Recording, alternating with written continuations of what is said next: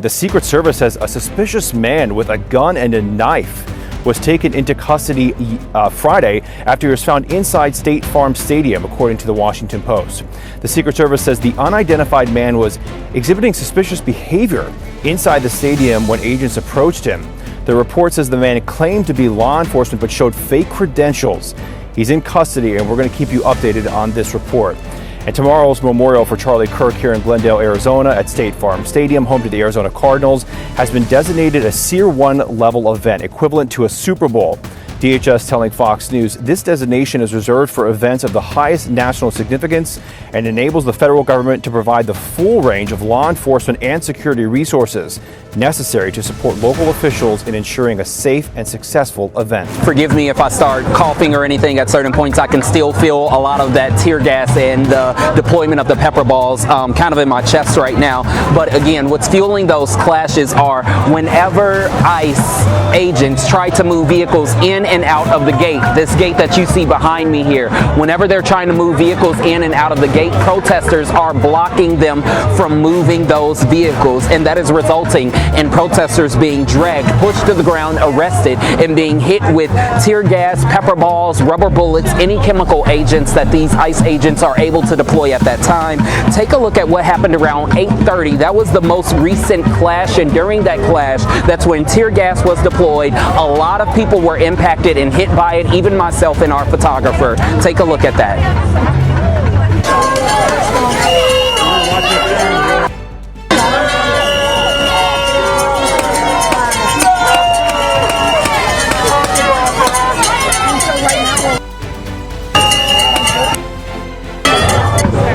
Now, this all happened just about 30 minutes ago. This was all around 8:30. At that time, we told you throughout the morning at one point around 6:30 that a protester was arrested and taken into custody.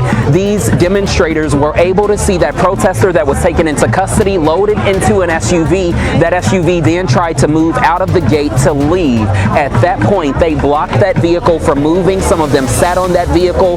The ICE agents were outnumbered at that point by the protesters on the ground. That's when ICE agents on the roof started to shoot off those pepper bullets, those rubber bullets, and those on the ground out here started to throw off that tear gas to try to disperse the crowd at that point. Now I want you to take a look at what happened earlier before that, around 6:15, before the protest eventually started. But that last one in the last 30 minutes, that was the most tense moment of the morning.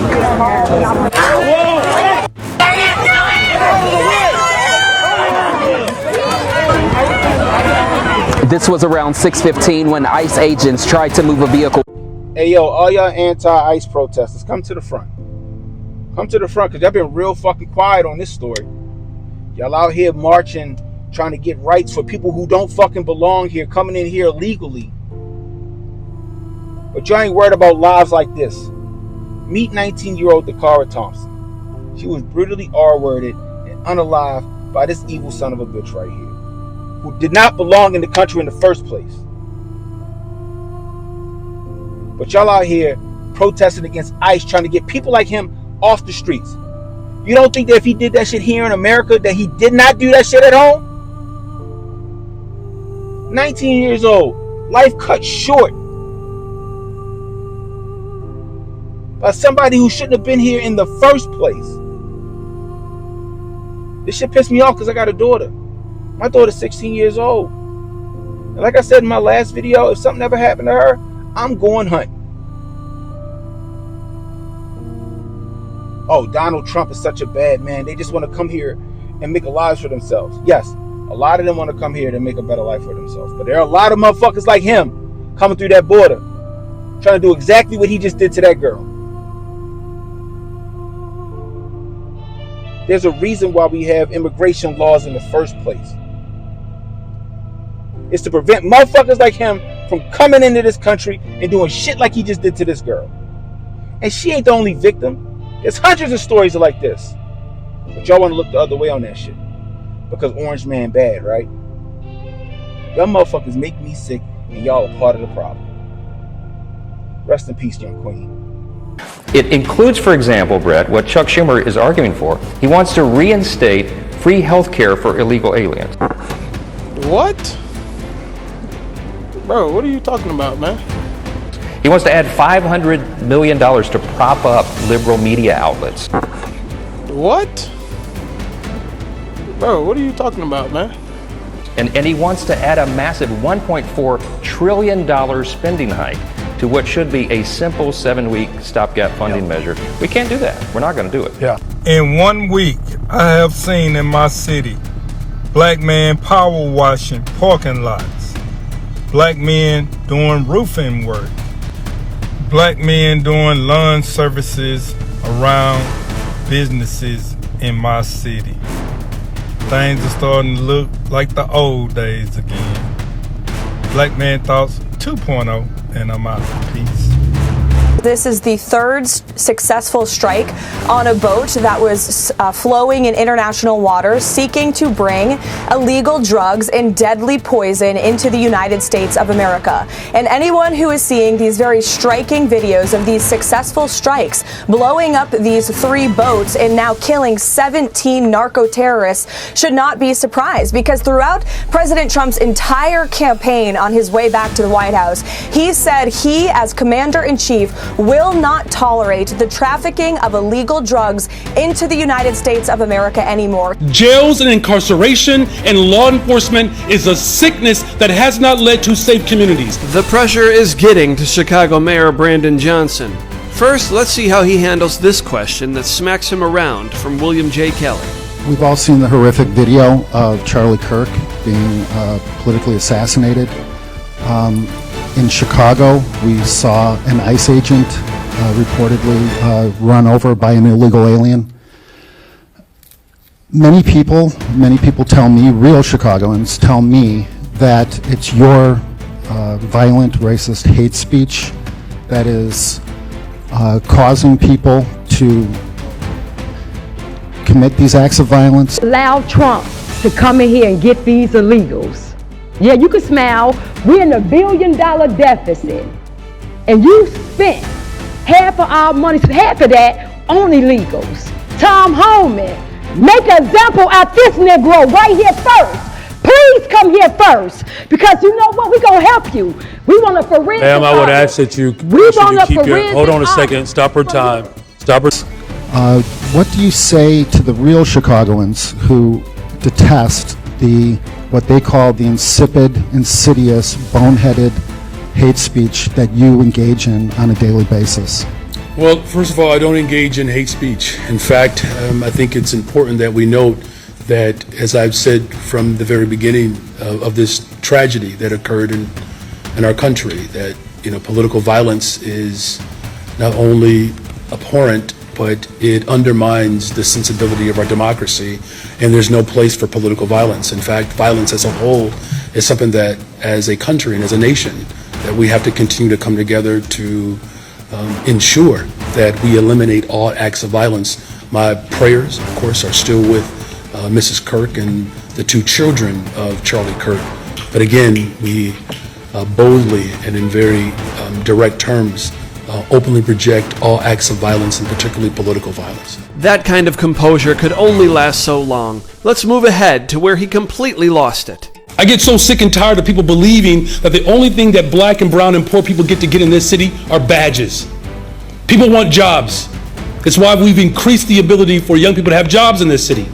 I get so sick and tired of people in this country and in this city that believes that the only thing that you can offer black people and poor people is jails, incarceration, and police officers. Dr. King said this right here in Chicago, the National Conference on New Politics. What did he say? He said militarism is a sickness. I am trying to eradicate the sickness from this city and from this country. Jails and incarceration and law enforcement is a sickness that has not led to safe communities. I'm going to work hard every single day to protect the people who are caught up in violence in this city. Guess why? You want to know why? Because the vast majority of them look like me. All I can say to you is that you are a disgrace. I'm an 80-year-old woman, and I've never seen anything like this. I grew up in the Jim Crow South. And the policies that you're passing in this city remind me of the Jim Crow South. I had to drink out of a colored water fountain, or the whites would drink out of a white water fountain. But you know what I didn't have to worry about? Going back to my community and it would be destroyed. And everybody else is in my community but black people. And this is what you've done with this immigration. You have allowed all these people, you brought all these people into this city. You are destroying this city. And the black community is flooded with all of these immigrants. Violent ones, prostitution, gangs. You did that. You are doing this to your people. You are an absolute disgrace to me. Like I said, I drank out of that colored water fountain, but I could go back to that black community that was intact. Women are crying. Taxes are going up. What am I going to do with my children? Where are we going to go and live? This is because of you, Brandon Johnson. You're destroying the south side of Chicago with your policy. All under the Democratic Party. You are a disgrace. This president has never asked a very simple question to me. He doesn't talk to black mayors about what it's like to live in communities that have been disinvested in. No, I was just going to punt that to Dr. Carson. Oh, actually, hold on. He's with the administration. Hello. Hey, Mr. President Trump. Mr. President, how you doing? Well, I'm going to put you on speaker, but actually a great question just came up. We're talking about regulations and some of the things that can be done to alleviate the regulation burdens on a lot of businesses. But I'm going to put you on speakerphone for everybody to hear. Hold on a second. All right, everybody, you're on with the president. Hello, Mr. President. Hey, Mr. President. Hello, everybody. It's great to be with you. I hope I'm being well represented. I have a feeling I am. I know them very well. So I hope so. No, you are, sir. Well, a question came up about regulations. And so what's your view of what we need to do with regulations when you come back into office? Well, as you know, I cut taxes and regulations more than any other president. We had the biggest tax cut, and bigger even than the Reagan tax cuts. And I also cut regulations far more than any other president. And they have put a lot of them back already. We will get them cut so fast. And you know, it's very interesting when I went to business leaders and said, which was more important, these big tax cuts or these big regulation cuts? Almost every one of them said regulation cuts. And it made a big difference to their businesses, small businesses and big businesses. Great question. Awesome. Anybody else got a question for the president? I mean, I want to tell him that black folk will vote for him if he get gas under $1. All right, so Mr. President, the statement, I'm not going to call it a question, the statement is, black folks are voting for you if you get gas under $1. Oh, well, I tell you, I got it pretty close. We had it for a little while. You know, we talk about $1.87, and now it's on its way up. As you see what's going on. I'm seeing $4. I'm seeing $4.50, depending on where you buy. But we actually had it to $1.87, and we had it to $1.52 at one point. You know, different points. But we had the gasoline as low as it's been in a long time. So I don't know if I can guarantee $1, but we're going to get it as low as we can. And that's a big spur for the economy. The lower you get it, that's a big spur for the economy. Hey, Mr. President, it's Wesley Hunt here. How you doing, sir? Hi, Wesley. I got a question for you. You've been talking a lot about no tax on tips. If you could kind of talk about that and what impact that would have, not just on the black community, but on everyone. I think it's a winner for all of us, and it's your idea. So if you could kind of talk about that, that'd be great, sir. So about a month ago, I was at my building in Las Vegas having dinner with some big people, business people that were, you know, planning some big developments and things. And the waitress came over and said, how you doing? And she said, oh, the government is after me all the time for my tax on tips. I said, really, they do that? And he said, yeah, Biden just made the regulations much tougher. And it's very tough nowadays, tax on tips. And I said, how would you like to be no tax on tips? Because first of all, it's very hard, it's a very hard thing to control from the government standpoint. But the people are very unhappy about what's happening, especially the new regulations. And anyway, I just came up with the concept of no tax on tips. Let the people earn what they earn. And I'll tell you, it has been so popular beyond anything. I've never seen anything like it. So we have no tax on tips. Vote for Trump, no tax on tips. Hey, Mr. President, we have Ben Carson's here with us. Hey, Mr. President, how you doing? Hi, Ben. I'm good, Ben. You know, what you said about the regulations is so important. At HUD, we were able to get rid of over 2,000 regulations. Right. And it made it so much easier to get things done in general. But I just want to encourage you to continue to speak out because the attacks on you have been absolutely ridiculous. We're praying that God will give you the strength to bear it because you're standing in there for all of us. Well, the attacks have been unbelievable. What they say, and they'll take a speech where I'll be out rallying, a perfect speech for an hour and a half, 2 hours. We have big crowds. We had over 100,000 people, 107 to be exact, in Wildwood, New Jersey. We had 25,000 in the South Bronx. We have 88,000 in South Carolina. We have tremendous crowds, and you'll make a perfect speech. And this lowlife Biden will take the speech, his people, him and his people, and they'll cut sentences out, cut words out, cut sentences out. Oh, Trump, look, he didn't make a good speech. He didn't make a good speech. And I do them largely without teleprompter. I don't need a teleprompter. He can't read a teleprompter. But these people are nasty. They're really horrible people. They really are. It's a shame. It's a shame. I've campaigned a lot over years, not even, for myself, but in particular, I've campaigned against some pretty bad people for others. But there's never been anything like this. They make up things.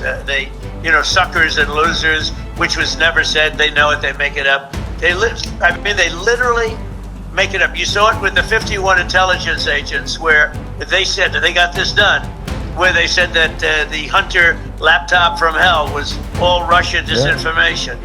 And, it's just a total made-up thing. These people, so you're right about that, Ben, when you say it. It really is a shame. But the people understand it. We're leading in every poll, and we're leading every swing state. And one just came out, I guess, Nate Silver, the New York Times, that we have close to a 66% chance of winning, which is a pretty good chance, I guess, when you think about it, right? Hey, Mr. President, you got time for 2 more questions? Yeah, sure. All right. Go ahead. Mr. President, Shelley Winter, how are you, sir? How are you? Thank you very much. I wanted to ask you, the debate is tomorrow. Do you think that you will get what many of my listeners are asking me? Do you think that you will get a fair shot from Jake Tapper and Dana Bash? Do you think you'll get fake Tapper? Right? Fake Tapper. Do you think you? It was cutting out. Can you just repeat that question, please? What do you think you're going to get a fair shot from Jake Tapper and Dana Bash tomorrow night? Well, I think it would be good for them if they did it. I think probably not.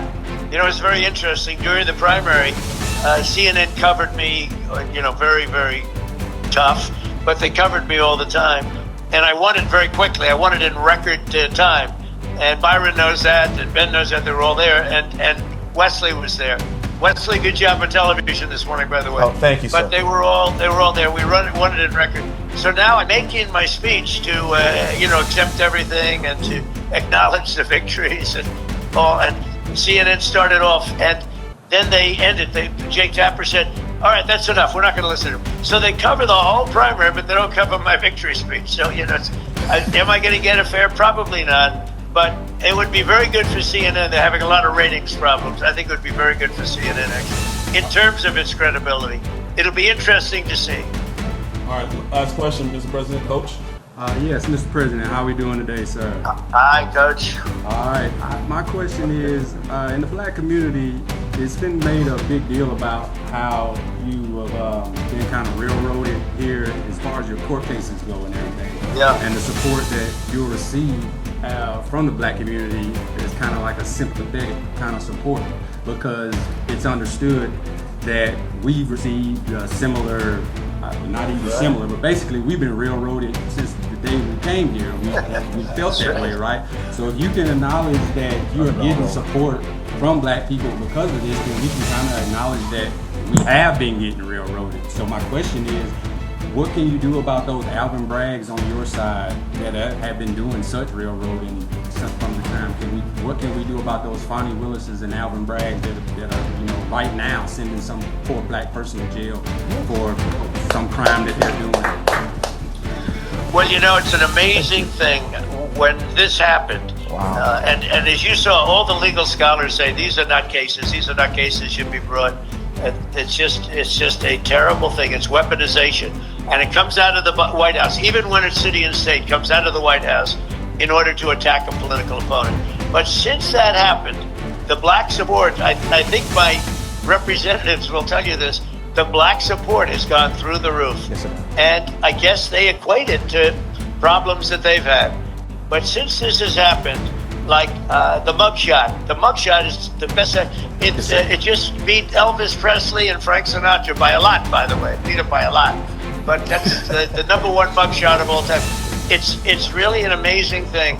Since it happened, the support among the black community and the Hispanic community has skyrocketed. It's been amazing. Really been amazing. It's been actually very nice to see. Mr. President, you know, it's in one way you say, gee, isn't that too bad? But the truth is, it's really a lovely thing when I see that. We have great support now in the black community and in the Hispanic community. Great support. I'll say before you leave, Mr. President, I'm a veteran, and we have several veterans here on the panel today. And of the group of people that I say support you the most, the black veterans tend to be with you. So we're with you, sir. Do you want to talk a little bit about what you've done with the veterans? Well, I just want to thank everybody. It was, in fact, if we did it tomorrow, I'd be there. I'd be there despite tomorrow evening. It's going to be big, and they say maybe the biggest. Somebody said this will be the highest rated show of all time. I said, don't tell me that. I don't want to hear that. Hey, I'm not interested in listening to that. I actually said that to Byron. I'm not interested in hearing that. But I just want to thank everybody for being there. You have my support. We did a tremendous amount. I wrote it down just a little while ago, knowing I was going to make this call. Achieved the lowest African-American unemployment rate, the lowest ever. We delivered the largest small business tax cuts ever. We lifted 6.6 million people out of the poverty, which is a record. Black Americans saw their largest increase in home ownership ever. We gave record funding for historically black colleges and universities. I actually got them taken care of. They were really in bad shape. And we passed it, and we did that. We passed historic criminal justice reform, which nobody else could get. And when I left office, we had almost no inflation, virtually no inflation, which is a killer in the black community and every other community, frankly. And it's just a killer. We had absolutely the best, most beautiful, we had very little inflation. And now the inflation is a disaster. It's killing the black community, and it's killing the country, inflation. It's known as a country buster. So we did all those things, and nobody else came close. And we'll do them again, and we'll do them even better. All right, Mr. President, thank you. Thank you, sir. See you tomorrow. Thank you all. Okay, I'll see you tomorrow. Hope I see you all tomorrow. Thanks a lot. Yes, sir. Bye, everybody. I tell you, when we get a chance to, I'd love to have you ask them a question about and really dive into the impact of access to capital that was post-responded to COVID-19. And I wanted to ask him, and if you all get the opportunity to ask him, what type of programs would he put in place to have access to capital in this society that we have? And that was a major thing. Yeah. You just stepped into my wheelhouse, right? I'm happy to hear it. Let's talk about it. Earlier, Johnson was asked about Irina Zarutska, the woman killed on the train in Charlotte. We've all seen the horrific video of Irina Zarutska being stabbed in the neck on public transportation. In Chicago, we have countless examples of women being punched in the face, choked out, robbed, abused, murdered by violent repeat offenders. And your only legislation or in regards to public safety on public transportation is don't smoke cigarettes. Is there anything that you'd like to say to the women who have been abused by violent repeat offenders in the city of Chicago?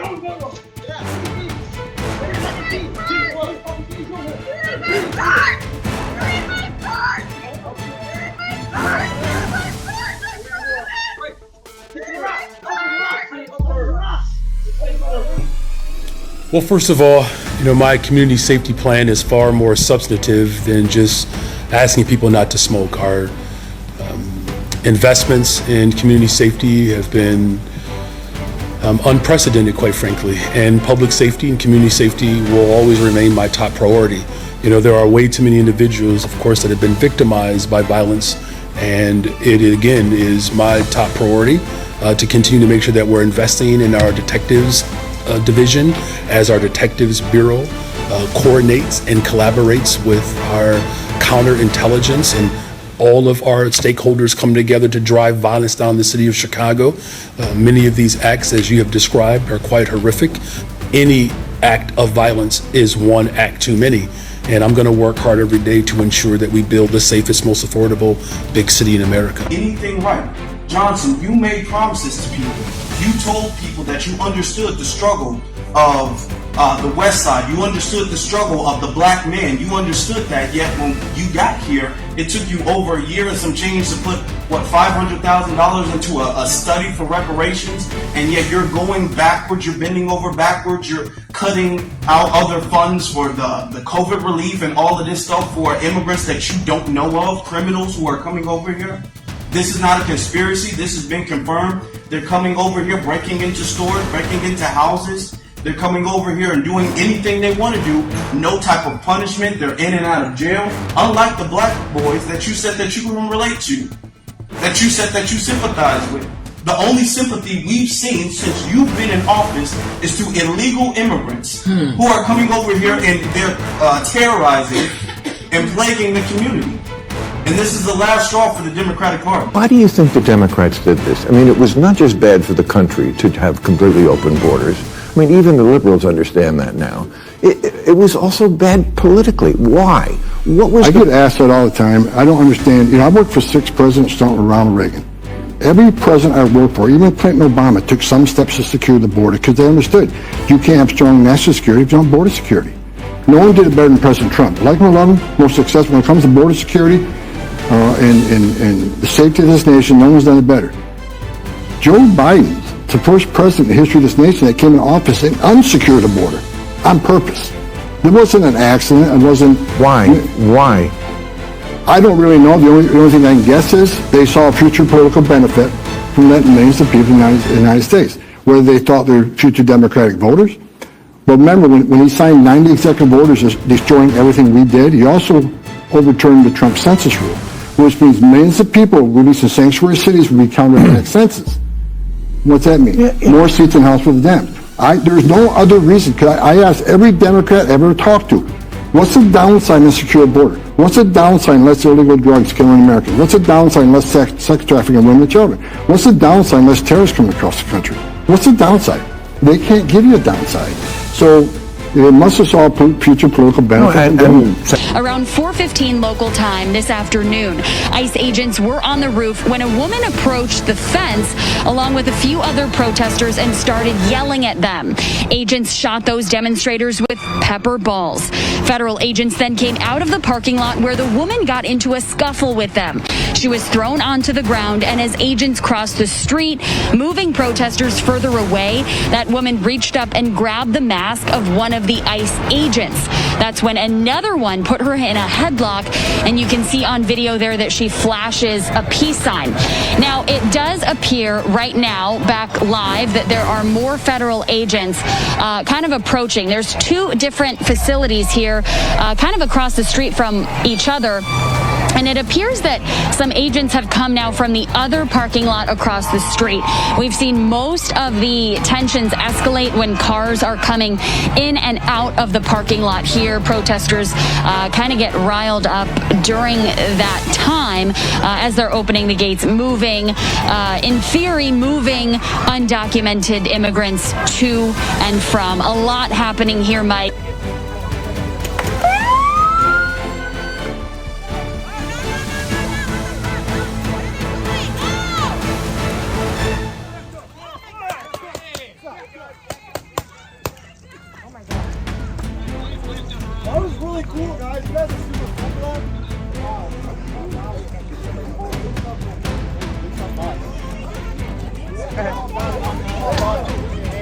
Get your sign! Get your sign!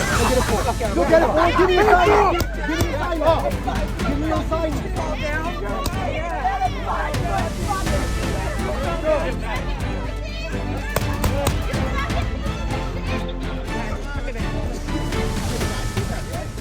You're gonna need some shit. You have to. It's gonna get worse. It's gonna get worse. Throw a stone, you're going to jail. You put hands on police officer, you're going to jail. You make a threat, either online or in person, you're going to jail. And President Trump has made it clear to me over a month ago, zero tolerance. You cross that line and move from a protester to a criminal, zero tolerance. You will be prosecuted. And Pam Bondi has got all the U.S. attorneys across the nations on board. They will not decline these prosecutions. So my warning to them, you can protest all you want. Exercise your First Amendment rights. You cross that line, you're going to jail. It is a random, unprovoked, vicious attack on a 57-year-old woman in Brooklyn. Watch as the suspect ignores another man walking nearby, then punches the woman in her face, causing her to stumble backwards. What happened? Why you hitting me? Why you hitting me? I was bleeding a lot. I'm so scared, I'm so afraid. Dulce Pichardo was on the receiving end of that punch. Her mouth now wired shut, her face fractured in several places, drinking food out of a straw for 6 weeks, permanent damage to her lower lip, 3 teeth knocked out, and she might need surgery. In this Eyewitness News exclusive, Pichardo says he didn't say a word, just stared at her, then broke her jaw. He hit me very, very strong over here. And he break everything here. Everything's break. It happened yesterday around 5 p.m. on Grand Avenue near Dean Street. Pichardo was a school bus aide and was returning from work, just steps away from home when she was slugged. Her brother owns a restaurant across the street from where she lives. He and this employee chased the suspect down. Johan Flores says he was still standing there. When they confronted him, he denied attacking Pichardo, cold and emotionless. They followed him for several blocks and stopped him from fleeing until police arrived. Cops arrested 33-year-old Franz Judy. The suspect was charged with misdemeanor assault, meaning he's not bail eligible. He'll be released back onto the street. And that's the part that has the victim and her family frustrated and afraid. Every time I see one man, I cross. I don't want to be close to nobody. I'm very afraid, yes. I turn my son everywhere I going. I want you to walk with me. He's being charged with assault 3, not with a felony, because there's no intent. So therefore, he's being just charged with that. He has 7 prior arrests for assault charges, and he's out in the street. In Crown Heights, Brooklyn, Sefan Kim, Channel 7, Eyewitness News.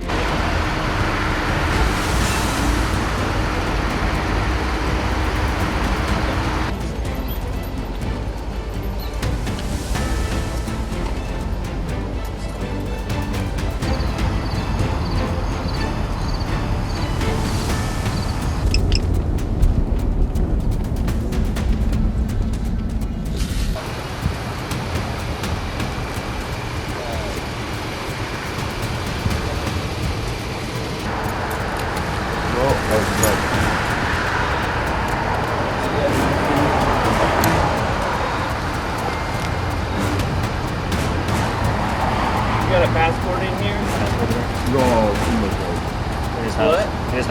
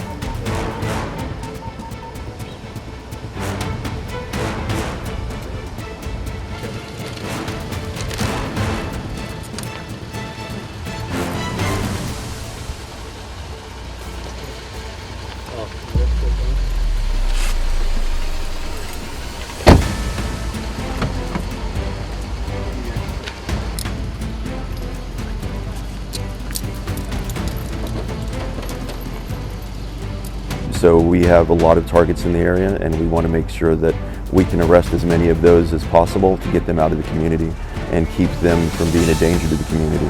God. Love your neighbor, love your God. Red hole. Go back in your shameful.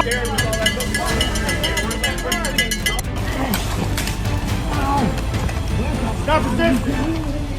Stop resisting.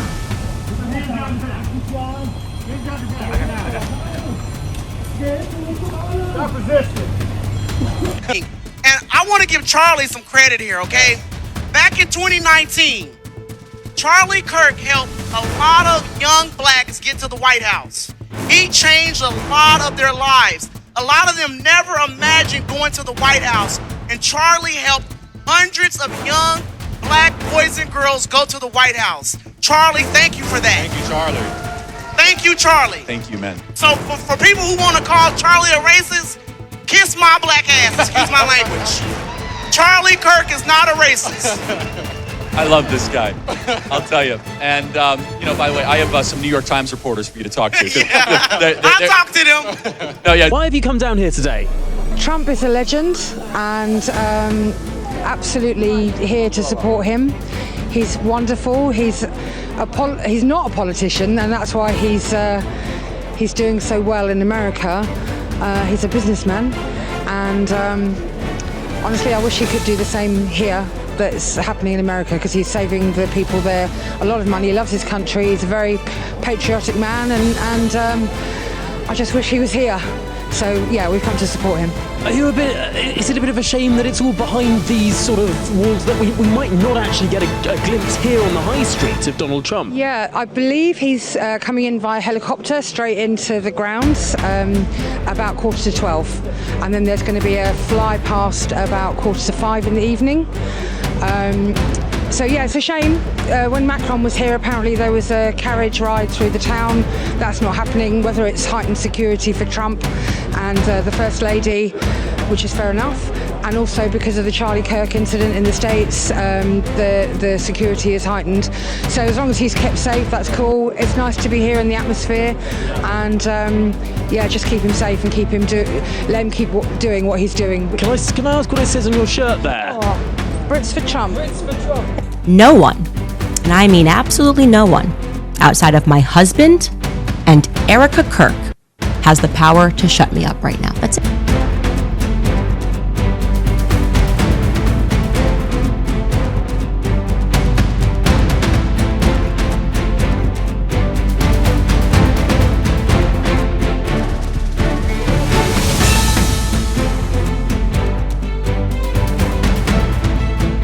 On the 3 unfired casings read, "Hey fascist!"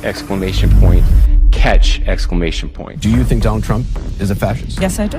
No one has ever been more dangerous to this country than Donald Trump, and he is a fascist to his core. Hey, let me shut down the Senate!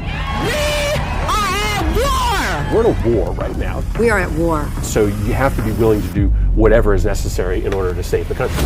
And that's why the gloves are off. Donald Trump and the MAGA Republicans represent an extremism that threatens the very foundations of our republic. And yes, there are many threats to democracy. We see it with these extreme candidates. I just don't even know why there aren't uprisings all over the country, and maybe there will be. You can only push people so far, and then they start to take matters into their own hands. What the American public want is for us to bring actual weapons to this bar fight. This is an actual fight. You know, this is literally call to arms. The MAGA movement is a threat. But Michelle says that, you know, when they go low, we go high. No. With all due respect, if they go low, we don't go high. When they go low, we kick them. We take them to the mud and choke them out. And make sure that they stay down. And you know what? Kick them when they're down, because they deserve it. Get up in the face of some Congress people. We are going to be in your face. We are going to be on your...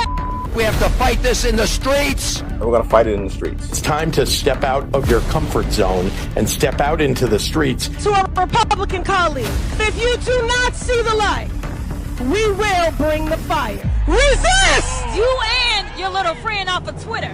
Y'all about to find out. And if you see anybody from that cabinet in a restaurant, in a department store, at a gasoline station, you get out and you create a crowd. And you push back on them. And you tell them they're not welcome anymore, anywhere. He's not going to have a third term. he may not finish this term. Yes, the last few days you woke up thinking there might be news. Just saying. Just saying. There will be news sometime, just so you know, there will be news. But when did you accept Christ? 5th grade at Christian Heritage Academy. What happened? I remember. I heard a hot gospel, and I heard what happens if you don't give your life to Jesus.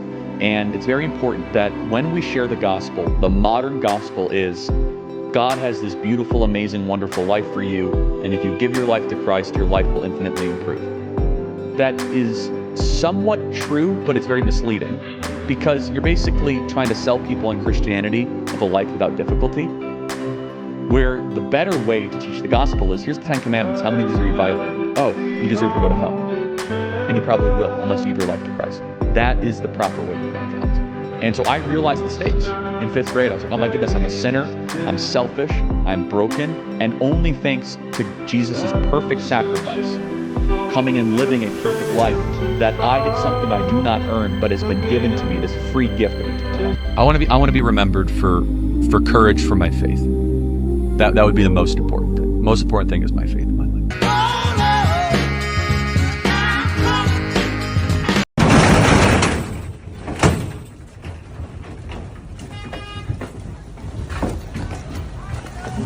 But if you're not happy in the U.S., if you're complaining all the time, very simply, you can leave. You can leave right now. Come back if you want. Don't come back. It's okay too. But if you're not happy, you can leave. Baby.